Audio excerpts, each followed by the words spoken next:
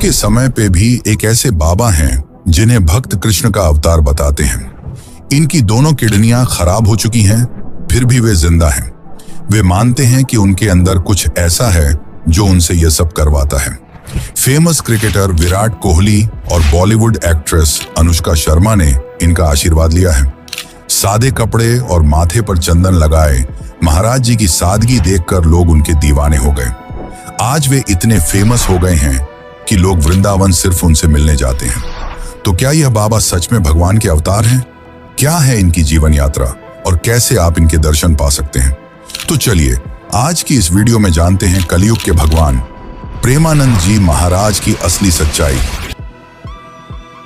प्रेमानंद जी महाराज को पहले ज्यादातर लोग नहीं जानते थे, लेकिन फिर जनवरी 2023 में विराट और अनुष्का प्रेमानंद जी महाराज के दर्शन के लिए पहुंचे। ये वीडियो सोशल मीडिया पर आग की तरह फैल गया, जिसके बाद प्रेमानंद जी महाराज चारों ओर छा गए। लोग सोचने पर मजबूर हो गए कि आखिर ऐसा क्या है इन बाबा में जो इतने बड़े क्रिकेटर बाकी फेमस बाबाओं को छोड़कर सिर्फ इनसे मिलने गए। इस प्रश्न ने लोगों को प्रेमानंद जी महाराज को जानने और समझने पर मजबूर कर दिया। वैसे आपको बता दूं कि जब विराट और अनुष्का बाबा से मिलने गए तब बाबा उन्हें जानते भी नहीं थे। तो क्या प्रेमानंद जी महाराज सच में इतने साधारण हैं?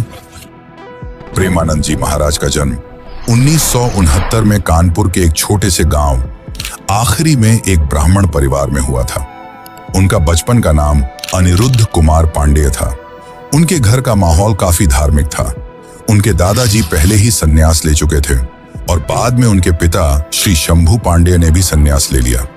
उनकी माता श्रीमती रमा देवी भी भगवान की भक्ति में लीन रहती थी और उनके बड़े भाई घर में गीता का पाठ किया करते थे। इन्हीं सब कारणों से प्रेमानंद महाराज का भी रुझान भक्ति की ओर मुड़ गया। जब वे महज 5वीं कक्षा में थे तब उन्होंने हनुमान चालीसा का पाठ शुरू कर दिया और गीता प्रेस प्रकाशन की श्री सुख सागर गीता पढ़ना भी शुरू कर दिया। जैसे जैसे उनकी उम्र बढ़ती गई, उनके मन में अपने जीवन को लेकर कई सवाल उठने लगे। एक दिन वे सोचने लगे, एक ऐसा भी दिन आएगा जब मेरी माता और पिता नहीं रहेंगे। फिर ऐसे में मुझे प्यार कौन करेगा? क्या कोई ऐसी चीज है जो हमेशा मुझे प्यार करे, हमेशा मेरे साथ रहे? उन्होंने अपनी पढ़ाई पर सवाल उठाना शुरू कर दिया। उन्हें लगने लगा कि क्या यह पढ़ाई मेरे आध्यात्मिक जीवन में काम आएगी? इन्हीं सभी प्रश्नों के चलते उन्होंने मात्र 13 वर्ष की उम्र में, जब वे 9वीं कक्षा में थे, तभी अपना घर छोड़ दिया। घर छोड़कर वे काशी आ गए और वहां आकर जब उन्होंने नैष्ठिक ब्रह्मचर्य को अपना लिया तो उनका नाम आनंद स्वरूप ब्रह्मचारी रखा गया। बाद में उन्होंने संन्यास भी ले लिया, जिसके बाद उनका नाम स्वामी आनंद दास रखा गया। काशी में महाराज जी गंगा जी के घाट के किनारे रहा करते थे और दिन में 3 बार गंगा में स्नान किया करते थे। इसके बाद वे वहीं एक विशाल पीपल के वृक्ष के नीचे बैठकर गंगा जी और महादेव का ध्यान किया करते थे। जब भूख लगती तो पास में ही भिखारियों की पंक्ति में बैठकर भिक्षा ग्रहण करते। वे दिन में लगभग 10 से 15 मिनट तक ही भिक्षा लेने बैठते। अगर इतने में कोई भिक्षा दे देता तो ठीक, नहीं तो महाराज सिर्फ गंगा जल पीकर ही गुजारा कर लेते। कई बार तो वे सप्ताहों तक सिर्फ गंगा जल पीकर ही जीवित रहते थे। उनके सिर पर छत नहीं थी, क्योंकि उन्होंने किसी भी स्थान पर रहने का त्याग कर खुले आसमान के नीचे रहने का निश्चय किया था। कड़ाके की ठंड में भी महाराज जी अपनी इस कठोर दिनचर्या को पूरी निष्ठा से निभाते थे। महाराज जी कहते हैं, भगवान की कृपा से मुझे आज तक सर्दी बुखार छू भी नहीं पाया। काशी में सब कुछ ठीक चल रहा था, लेकिन असली मुसीबत तब आई जब उन्हें पता चला कि उनकी दोनों किडनियां खराब हो चुकी हैं। डॉक्टरों ने उन्हें बताया कि आपके पास ज्यादा से ज्यादा 3 से 4 साल बचे हैं। लेकिन इन सब के बावजूद आज 20 साल बाद भी बाबा जीवित हैं। तो आखिर यह चमत्कार हुआ कैसे? इसे समझने से पहले हमें यह जानना होगा कि महाराज जी का जुड़ाव कृष्ण और राधा रानी से कैसे हुआ और वे कैसे कहलाने लगे कृष्ण के अवतार। प्रेमानंद जी ने अपना लगभग आधा जीवन काशी में ही बिताया, लेकिन फिर एक दिन उनके मन में वृंदावन जाने का विचार आया, पर उन्होंने इस पर ज्यादा ध्यान नहीं दिया।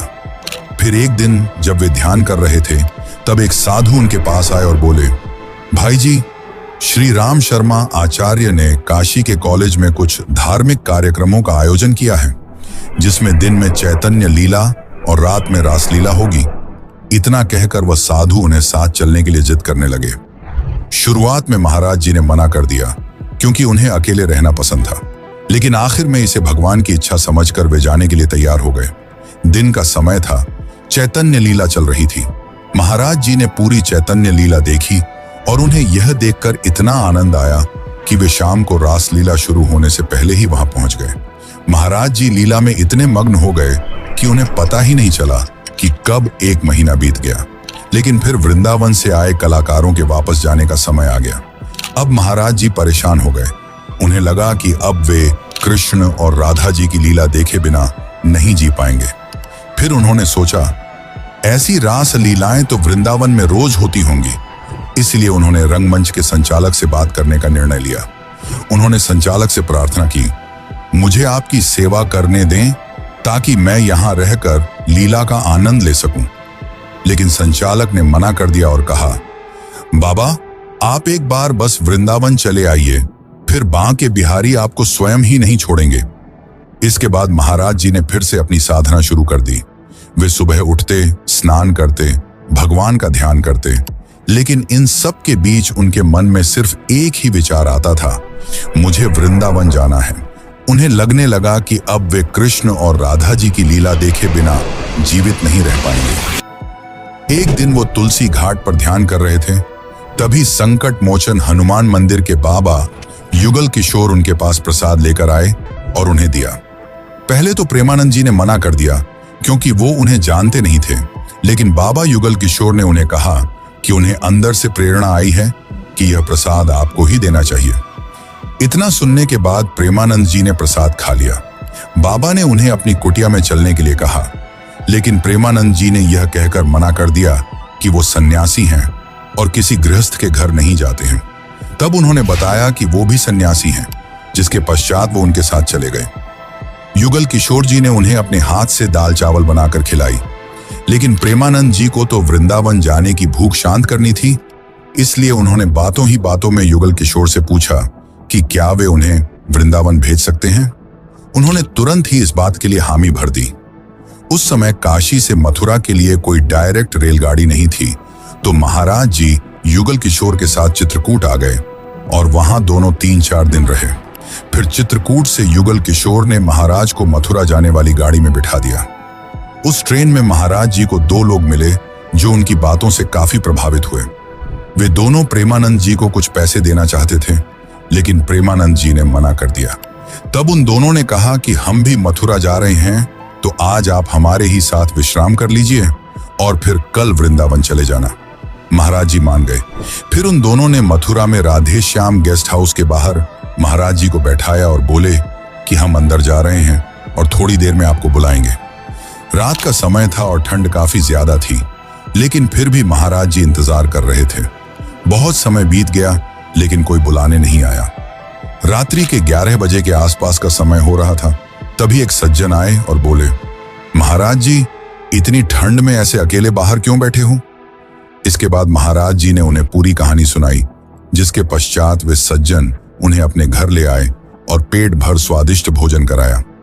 अगले दिन महाराज सबसे पहले यमुना में स्नान करके सीधे केशव के दर्शन के लिए पहुंचे। जैसे ही उन्होंने दर्शन किए, वे जोर जोर से चिल्लाकर रोने लगे, क्योंकि वे इतनी दूर केवल श्री कृष्ण के लिए आए थे। उन्हें ऐसा लगने लगा मानो जीवन का सार मिल गया हो। उन्हें लगने लगा कि अब तक का पूरा जीवन केवल भाग दौड़ में व्यतीत हो गया। असली सुकून तो यहाँ है। वे बस अब फूट फूट कर रोए जा रहे थे। उन्हें इस बात का जरा भी ध्यान न रहा कि कहाँ खड़े हैं और क्या कर रहे हैं, उन्हें कौन कौन देख रहा है। वे तो बस रोए जा रहे थे। मंदिर में आए अन्य लोग आश्चर्यचकित हो गए।